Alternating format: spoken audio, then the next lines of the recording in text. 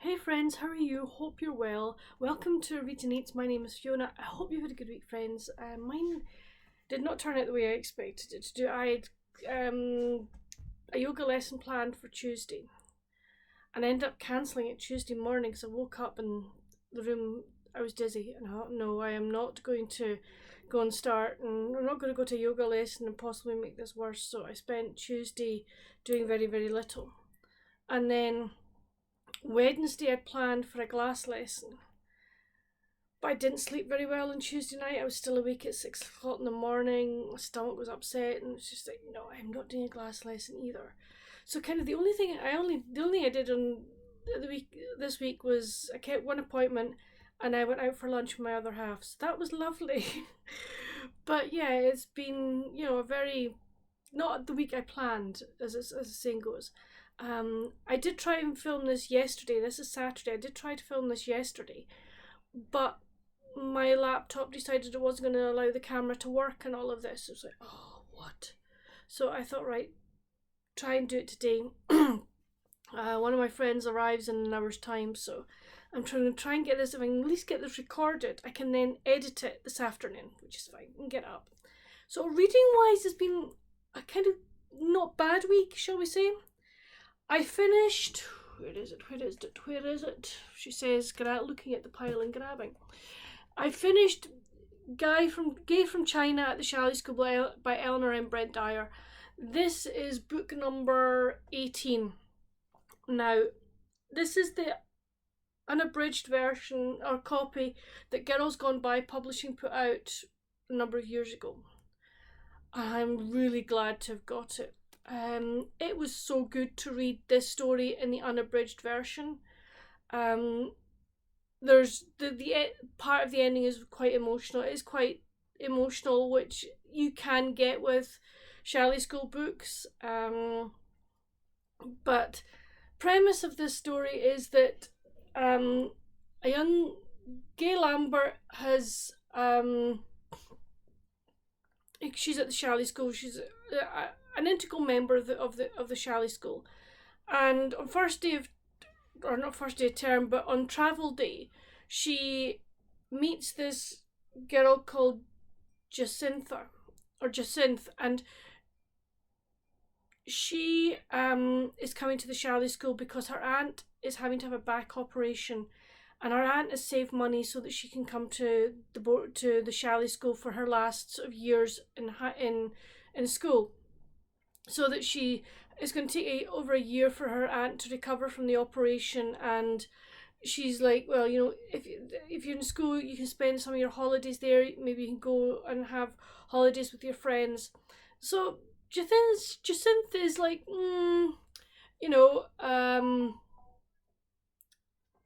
she's a bit trepidatious, shall we say, about going to the Chalet School, but Gay takes her under her wing, and Gay's other friend Gillian takes her under her wing as well. And as Jacinth sort of starts making her way in, within the term, she starts making other friends as well. But Gay and Gillian are her bosom buddies. But there's been a big change in the Chalet School in that 4 of the senior mistresses were involved in a bus crash, and they're not going to be there for start of term. So they've had the staff of Madame, who is the start of the first head mistress. Madge has to sort of work things out, and Jo comes back to teach, as does Simone, which was really good to see them back, in a teaching capacity. But they have to bring in this new head, and Miss Bob is an absolute beezer. She is really not nice, does not appreciate the Chalet School ways, etc. So there's a lot of butting of heads, especially with Gay, and things happen. But I really did appreciate reading this one as an unabridged, and I gave it 5 out of 5.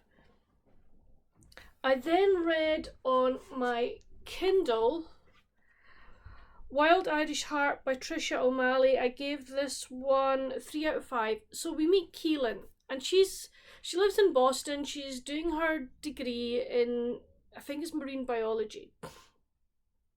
And she seems happy enough. Her mum seems a bit sort of strange and cold fishy at times. Is trying to get her sort of married off to these, shall I say, eligible Bostonianites who are of the right standard. But Keelan's not interested. Absolutely not interested. And one day she gets this package through the door, which is a book, and it's from her grandmother, and it goes, "It's time." So they think that Granny has passed on. So she agrees to go to Ireland, and when she arrives in the village that Granny lives in, some people open her with open arms, other people like do that, and she's like, "What's going on? Why?" So she drives up to Granny's house, and there's Granny, and she's like, "But aren't you supposed to be dead?" She went, "No, it's just time for you to come home." So this does not go down overly well.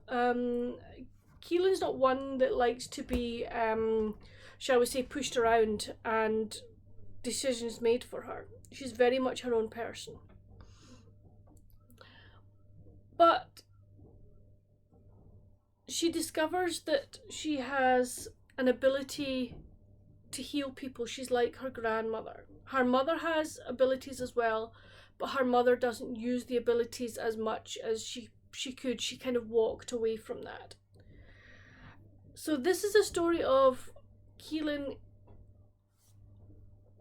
learning who she is, learning what she can do, having to think, right, am I going to accept this gift or am I not going to accept this gift? Am I going to walk away? She also starts making friends in the village, especially with a young man. And it's like, how's he going to take her abilities, etc. So there was all this sort of woven into the story.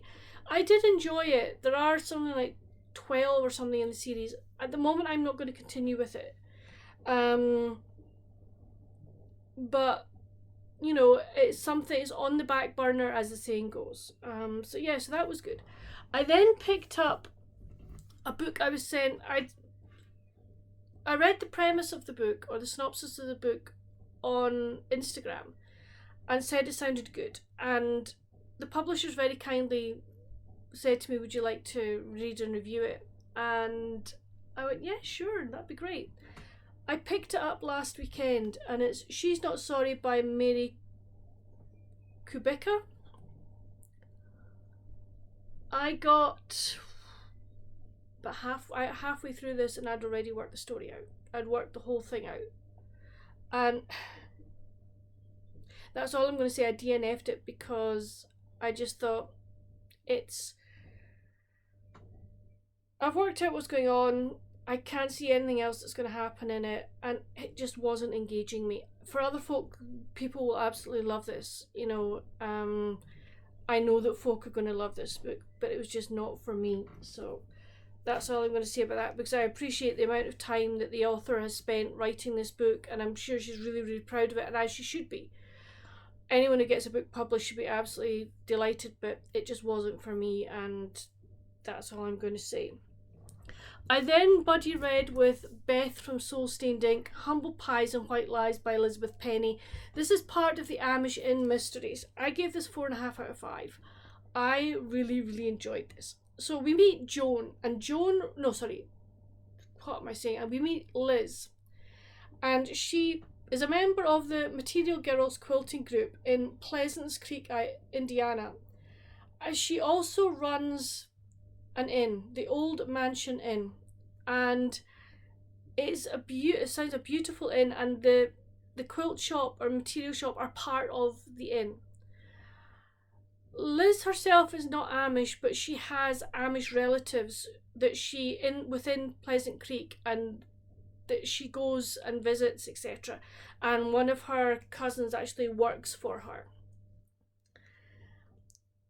There is a pie competition, and this TV company send a presenter and a cameraman Now, there's something strange about Piper, the presenter, and I was like,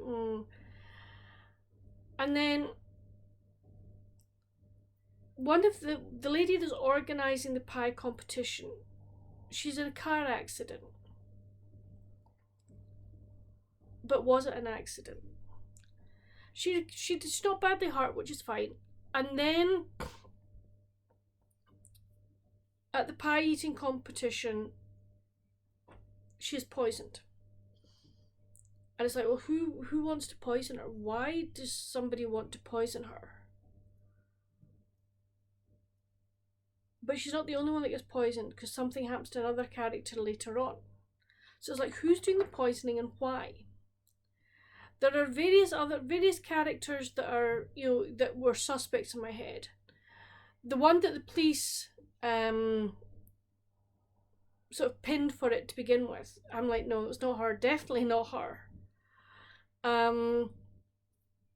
So we have sort of the mystery of why Piper's in town, apart from the pie contest. And then there's also the mystery of who's doing the poisonings and why. I had a couple of suspects, as did Beth, and I think we both got it right. Really good writing, loved the story. We are definitely going to read more from this series. It is written by various authors. We plumped in Elizabeth Penney because we love Elizabeth Penney's writing, but I definitely want to go back and start this series. I'm sure Elizabeth's written another one in this series, and I definitely want to read that as well, but thoroughly enjoyed it. And this was one of my books for Amish in April, so I was like, yay! So I'm really pleased for that one. I then read Sweet Beginnings by Nicole Ellis. Gave this one 4.5 out of 5. And I'm now at the moment blanking on what that book was about. Excuse me 1 minute, I'm going to have to just chat amongst yourselves, will you? This is ridiculous. My brain is just mush, guys. Honestly, my brain this week has been like, I know I should know about this one, because I know I really enjoyed it.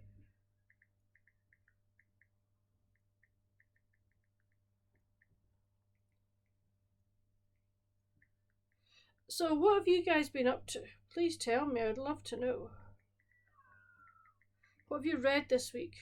Again, love to know. Right, overview of the book, please.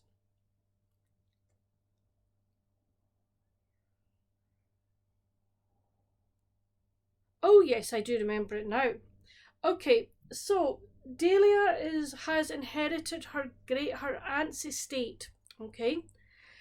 And that includes a bookshop. How the heck did I forget it was a bookshop? Anyway, she inherits this bookshop from great aunt, and the condition is that she has to live in the great aunt's house and run the bookshop at a profit for a year before she can sell it.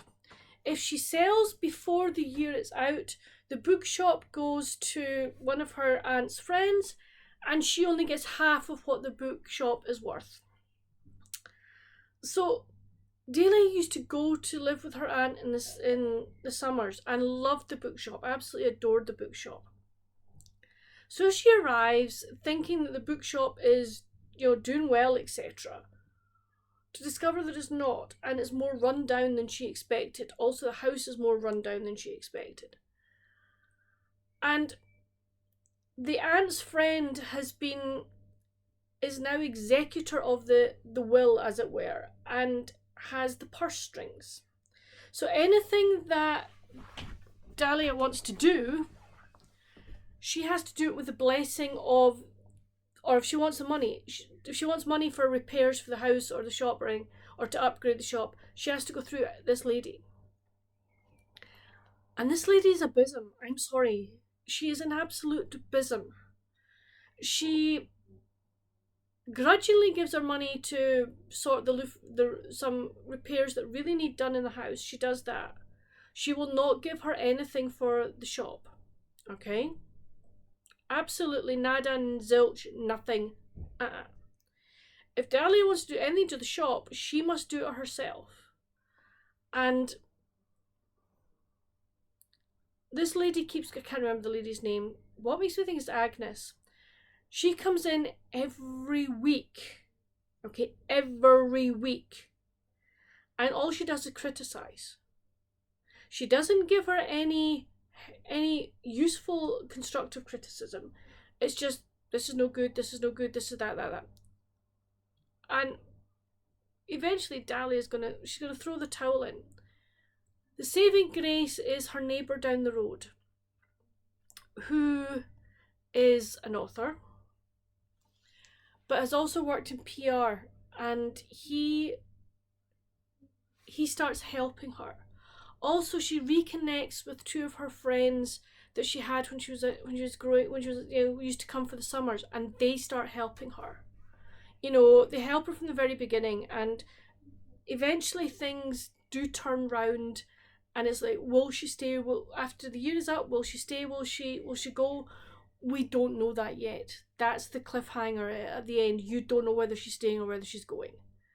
And I really did enjoy it. It's one that I will continue with, but not at the present time. Again, it's been put in the back burner, but closer in the back burner than the back burner. Okay, so I really enjoyed that.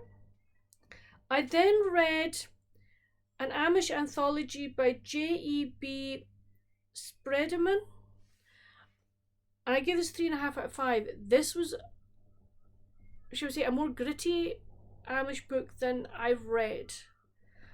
There was no murders in it, but it dealt with topics that you wouldn't maybe normally expect Amish books to deal with, and I actually enjoyed that. I did enjoy that. There were a couple of novellas, one longer length, like full novel.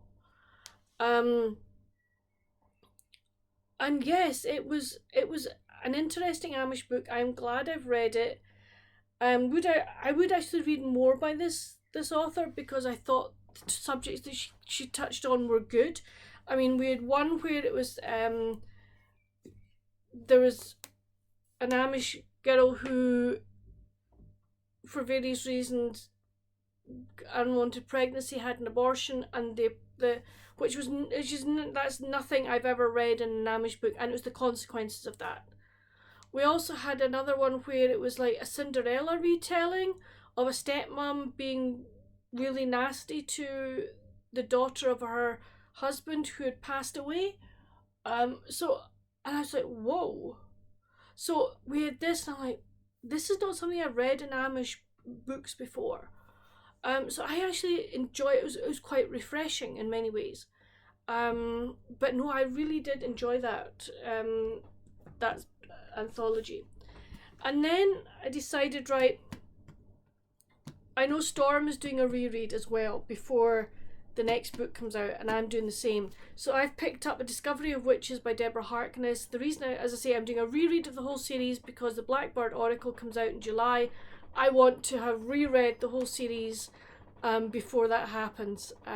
So I am, I'm on page 275. I've got that to go. This will be finished by by Monday night, I would suspect, if not sooner. So yes, so I'm I'm thoroughly enjoying being back in this world again and relive. There are bits that I'd forgotten, so it's really good to refresh my memory. So yes, I'm thoroughly enjoying that. So that's it for kind of the reading, and what I've been doing. This, I say, my friend arrives in 3/4 of an hour, so I'll edit this week, this afternoon.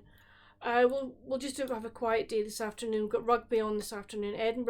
Glasgow are playing at lunchtime. Edinburgh playing afterwards, so we'll watch that. Tomorrow, Jane and I'll probably go and do something, close by, and then I think Monday, all being well, we're all going to go down to Barter Books at Alnwick.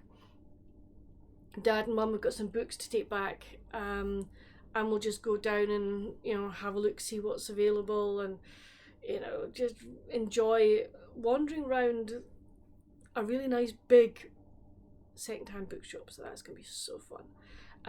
Will I be buying anything? I look at my physical TBR and going, do I really need more books? And sort of thinking, what have I got on my Kindle? Do I really need more books? And the answer to that is, yeah, I will be. I've got books there that I want to read before the end of the year, but they don't get read. End of story. That's fine. They will get read. But I will probably go there with a very specific list of books that I want. There are a couple of books that I need to finish off the Clive Cussler Dirk Pitt series. So I would like to do that. There are a couple of books that I would like to get to, if they've got them, to finish off a Sarah Morgan series. And maybe sort of see if they've got anything. I've got a couple of Heidi Swain's that I need to finish off, her Nightingale Square series. So I need to sort of maybe try and pick those up. Because then I can just tuck them away and like I'll read them, you know, it doesn't matter, it's not, oh, I've got to read them now. I can read them, you know, at some point. So I'll probably do that and just maybe see what else is around, see if there's anything I want. But that's it for this video. Gosh, I've been yabbering for 20 minutes. Woo! But anyway, I hope you've enjoyed it. Please let me know down in the comments, what have you been reading this week? What have you been doing this week? Have you read any of the books that I've mentioned, and what did you think of them? I'd love to know. And what are your weekend plans? It would be really nice to know. It's been beautiful this sort of the back end of this week. I actually spent time on Thursday sitting out the front reading, and it's the first time I've done that for this year. And it was absolutely lovely. My phone's just gone. Probably my mate saying to me, I'm on the train. So that's that's fine. But that's it for this video. I hope you've enjoyed it. Please, on the way to chat with me down in the comments, hit that subscribe button and the notification bell. Both are free. They tell you when I'm bringing out new videos, and also it helps my channel grow, which is great. But until my next video, friends, stay safe. Happy reading. Bye.